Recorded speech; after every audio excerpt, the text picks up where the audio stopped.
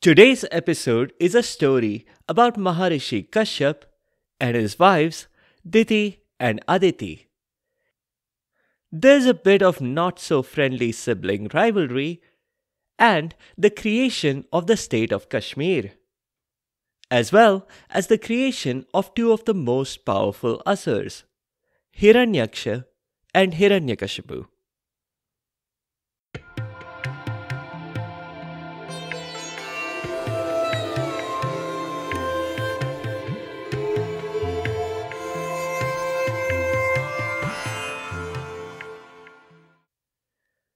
Welcome to Stories from India. This is a podcast that will take you on a journey through the rich mythology, folklore, and history of the Indian subcontinent. I am Narad Muni, the celestial storyteller and the original Time Lord. With my ability to travel through space and time, I can bring you fascinating stories from the past, the present, and the future. From the epic tales of the Mahabharata and Ramayana to the folk tales of the Panchatantra, to stories of Akbar Birbal and Tenali Raman. I have a story for every occasion. The purpose of the stories is neither to pass judgment nor to indoctrinate. My goal is only to share these stories with people who may not have heard them before, and to make them more entertaining for those who have. Today's story begins with the daughters of the goat-headed king. You may possibly remember the story of Daksha, who, back in episode 129, did something to offend Shiva, the destroyer of the universe. But if you don't know that story, that's okay. The story doesn't really have much bearing on today's episode. The main thing is that Daksha had several children. And by several, I mean thousands. Yes, Daksha had about 6,000 sons.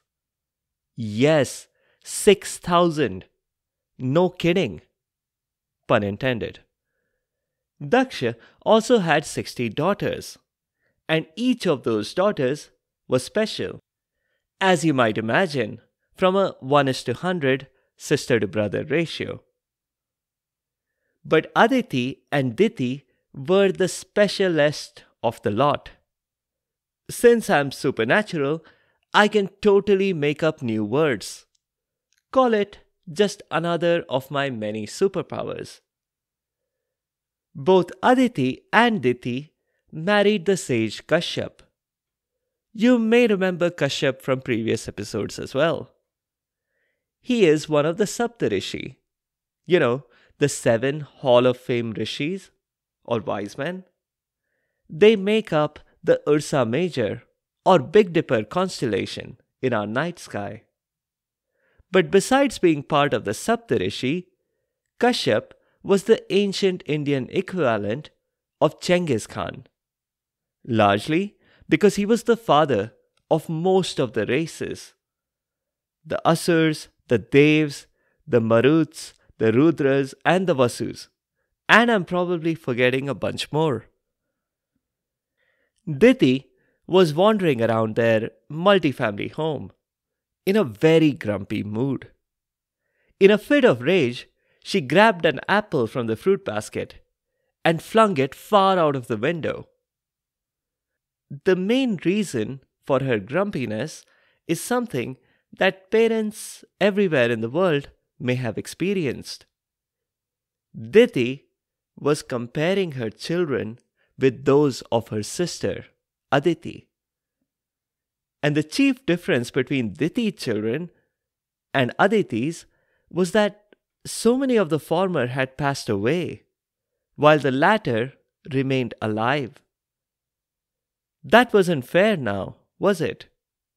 And come to think of it, most of those losses were caused by Aditi's children.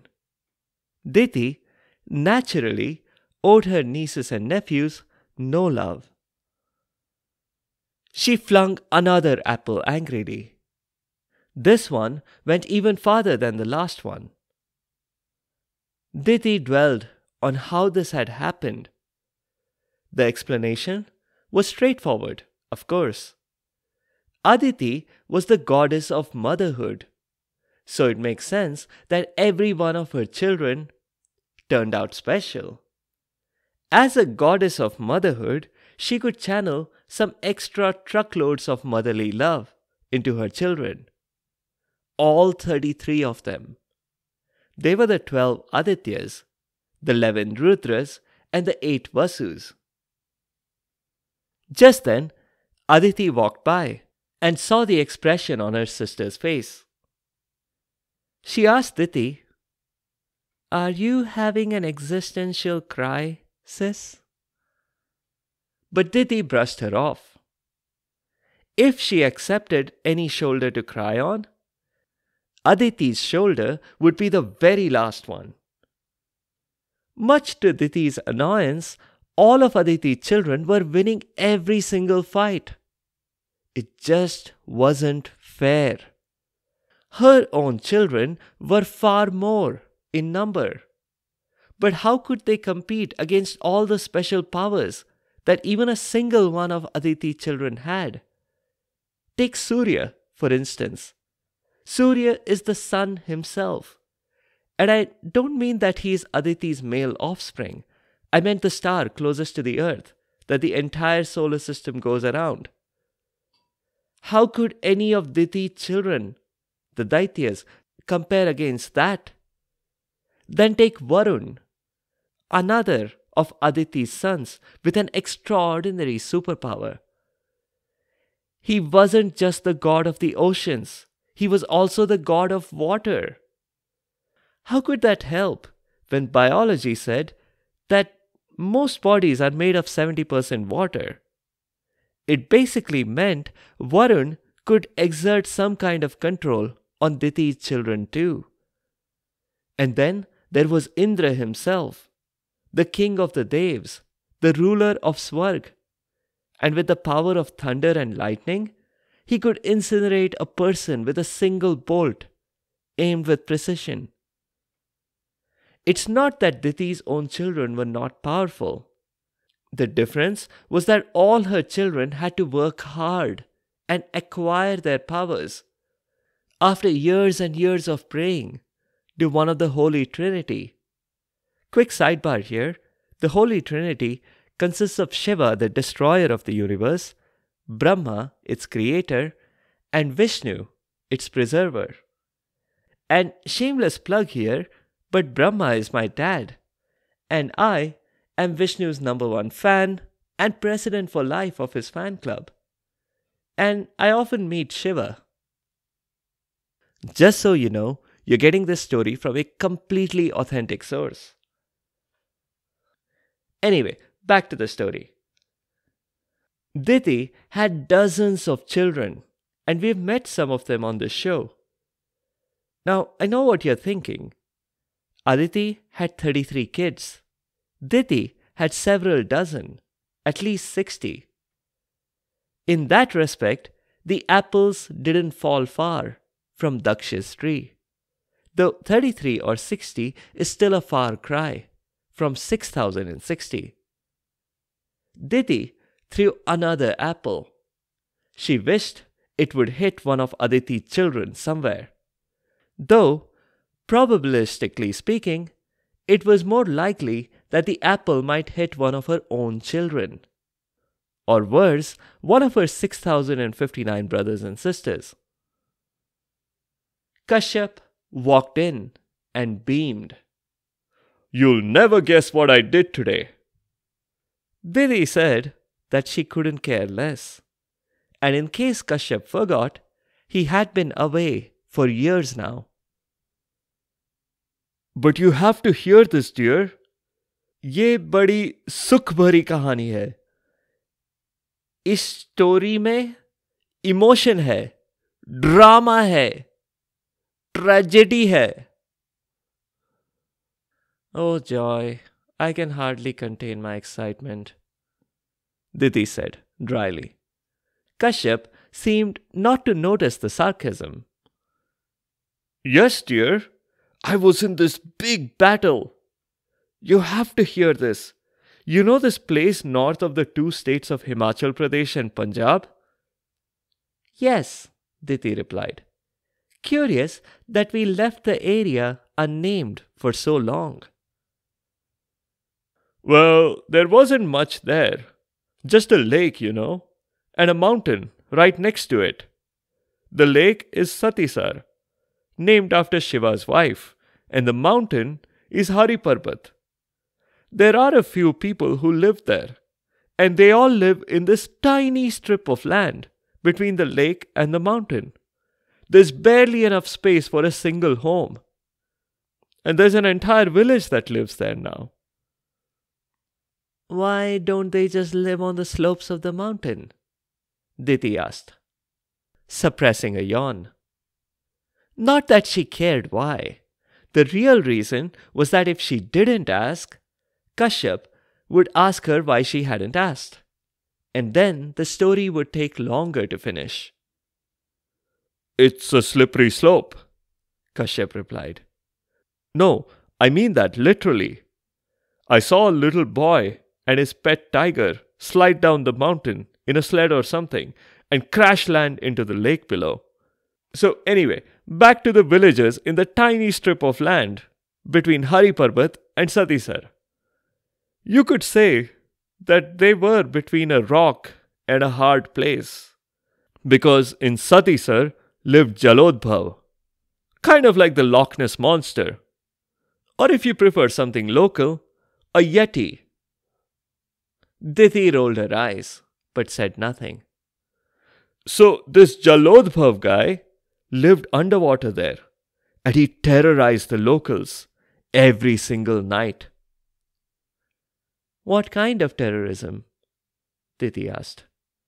Did his kids beat up the villagers' kids at school?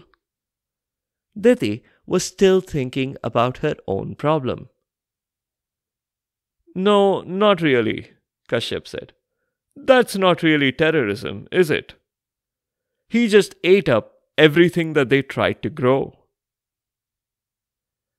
But you said there was no land other than for their multi-storied village, and the slopes were slippery. So where were the villagers growing anything? Underwater, Kashyap clarified. They tried raising sea cucumbers and cauliflower jellyfish and tomato clownfish. But Jalodbhav just ate them all. Diti didn't think that sea cucumbers, cauliflower jellyfish, and tomato clownfish counted as farm produce. But she didn't care. It would just prolong the story. Imagine the plight of the poor, terrified children in that multi-storied village. Poor kids, starving all the time. Master of melodrama, muttered Diti. Kalidas could learn a lesson or two from you. I'm sure he would, Kashyap agreed. Who is Kalidas, by the way? Not one of our kids, is he? No, reassured Diti. He's going to appear on the scene many centuries from now. Don't worry about him. Go back to this underwater demon of yours. Did you fight him? No, admitted Kashyap. But I'm just a scholar. I'm not a fighter. But if there's one thing I've got going for me, I'm somebody or the other's father or grandpa or great-grandpa. Diti held her breath. Did you pull in one of my children to help you? I asked Vishnu, her husband replied. And Diti sighed. Yep, she shouldn't have raised her own hopes. Aditi's kids got their way here too. And before you wonder, Vishnu was not actually the son of Aditi, but one of his avatars, the Vaman avatar, was born from Aditi. But from Diti's perspective, that did make Aditi sort of Vishnu's mother. You should have seen him, dear. What a magnificent creature he turned himself into! A wild boar. A very strong wild boar. He poked his tusk into the ground on the other side of the mountain, and just like that, all the water drained out. Diti shook her head. So, a boar had bored a hole in the ground. What was the big deal here? This was boring stuff. She bet her own kids could have done better. And finally, Jalodbhav got crushed. A mountain fell on him. Diti was quick to jump on that. And you're proud of making an entire species extinct? That poor creature. It must have been the last of its kind. Kashyap protested that, hey, Jalodbhav had no reservations about trying to make the villagers extinct. Diti was skeptical. Really? He doesn't seem to have done much other than eat some food in his own backyard, so to speak. And do you really consider it a smart move to drain the lake? So the villagers got a little bit more real estate. But there's no water left for them, is there? I'm sure my kids would have done better. But dear, the river that Vishnu created by draining the lake now flows into the Sindh River, which flows into the Jhelum River, and that flows into the Chenab, and that ultimately flows into the Indus River. And your point is? Diti asked. Without that additional water output on the Indus River, it will take a lot longer for the Indus Valley civilization to flourish. And besides, there is some water that remains. The villagers are using it for cultivating some crops. It's a win-win all around. Except for Jalodbhav. Anyway, put all that aside. File it away in your mind palace under K for Kashmir files. Now, let's go build our children's nursery. Kashyap was surprised. Are we expecting?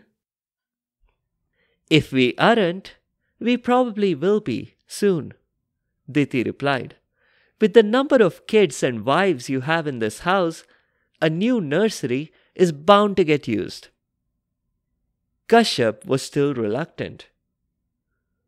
We shouldn't work on baby furniture in the evening. It's not considered auspicious. The baby may turn out evil because of that. Nonsense! You and your superstitious self? Diti dismissed. If I don't get hold of you and do this now, I think this nursery will never get built. And you'll be off, draining other lakes and creating a new state somewhere else. So Kashyap gave in. The two of them worked tirelessly on the baby's bed. And the next morning, Kashyap was gone, just as Diti had predicted. And the baby's bed proved insufficient because she had twins. They needed 2 beds, not 1. She named them Hiranyaksha and Hiranyakashapu. They were the apples of her eyes, even though they were always snatching stuff from their cousins. On second thought, they were the apples of her eyes because they were snatching stuff from their cousins. It was no accident that Diti had had those two. Hiranyakashapu and Hiranyaksha had been Jai and Vijay in a previous life. Those are snappier names, but that's not all. Jai and Vijay were gatekeepers at Vaikunth, which is Vishnu's home. Of course, since I'm Vishnu's #1 fan, and I visit his home often and all that, I'm definitely on easy conversational terms with these two chaps. They've always treated me well, and on occasion, they've even let me in ahead of the other long line of visitors that Vishnu sometimes has. One day, as I was hanging around, waiting for Vishnu to wake up, I heard the story from the two of them. Ironically, the story they told me also happened when Vishnu was resting. Jai and Vijay took their job very seriously. And if Vishnu was resting, they would see to it that he would not be disturbed. And most certainly not by children who were up to no good, no doubt. And yet, that's precisely what they thought was happening. 4 children showed up and stood at the gates, waiting to enter. At least, Jai and Vijay thought that they were children. Spoiler alert, they were not. They were several centuries old, at least. They just looked very young. These were the 4 Kumars, Brahma's children, and therefore my brothers. Jai reacted first. "Run along, kids. Nothing to see here." "We are here to see Vishnu," one of the Kumars said. "Go look for him at your local temple. Go on, don't hang around here," Vijay interjected. When they showed no signs of walking away, Jai grew a little impatient. "All right. I know just how to get rid of you. Here's a shiny coin for you kids." He began, but he didn't get very far, because the Kumars cursed Jai and Vijay. The gatekeepers would have to be born on earth and to overcome all the vices, greed, anger, envy, and many more. They would have to learn to overcome those before they could return to guard duty. Jai and Vijay were terrified. It's not that they were scared of being on the earth. Not at all. Instead, they were worried about being away from Vishnu, whom they were extremely devoted to. I can totally relate. I am, after all, Vishnu's #1 fan and president for life of his fan club. Just mentioning that again, in case you forgot. And speaking of Vishnu, he arrived on the scene just then. He met the Kumars and all that. Later, he had a conversation with Jai and Vijay. Yes, they would have to serve out the sentence that the Kumars had cursed them with. But Vishnu could do one thing. He could make the curse less severe. Instead of a very open-ended series of birth and rebirth cycles, he offered 2 options. In the first one, they could be born and reborn 7 times, and every life would be as devotees of Vishnu. The other option was to be born and reborn 3 times. But in each of those 3 lives, they would take the opposite attitude. They would be looking to destroy the preserver of the universe.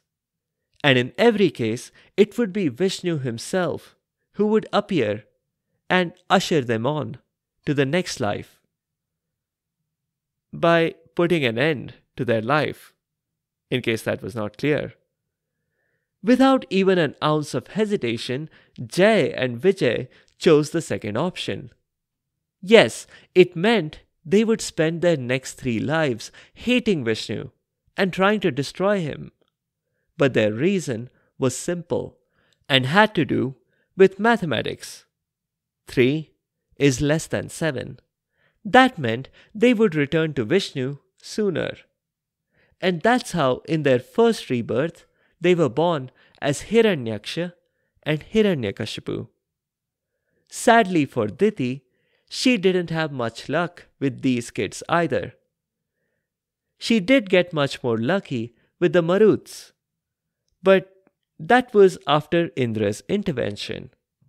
That story deserves to be an episode of its own. So that's the story behind how Kashmir was born, and then how 2 of the most famous Asuras came to be. We'll end it here for now. Diti also had other children. There was Vajranaka, Arunasur, Raktabish, and Surapadman. We have seen some of them in previous episodes, where they were all engaged in terrorizing innocent folks.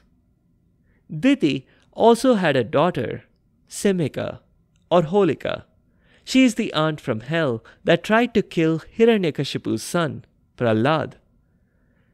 With the blessing and indeed encouragement of Hiranyakashapu.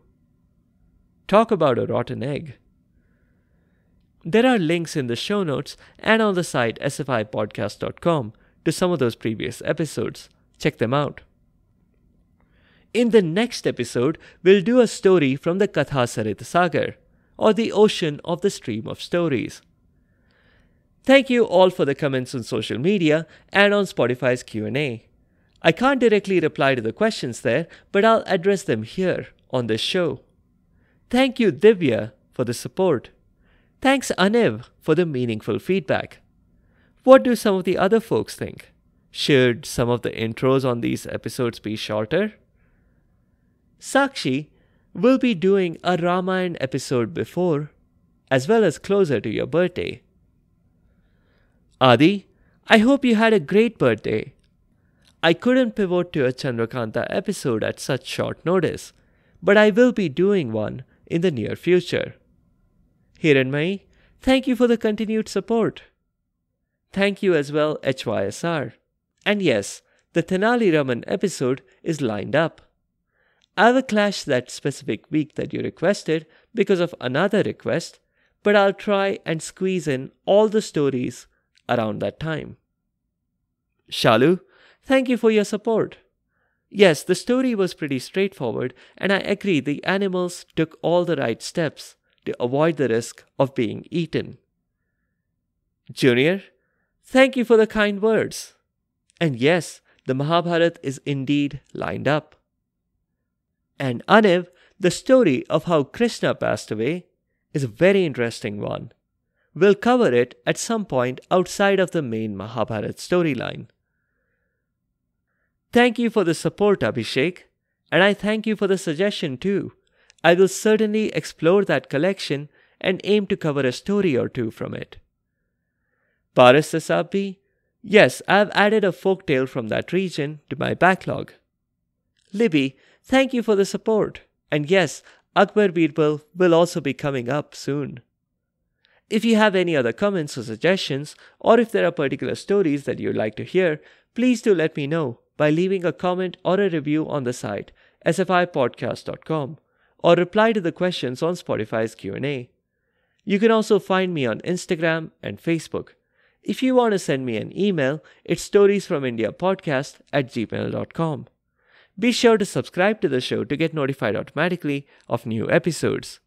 A big thank you to each and every one of you for your continued support and your feedback. The music is from purpleplanet.com. That's purple-planet.com. Thank you for listening, and I'll see you next time.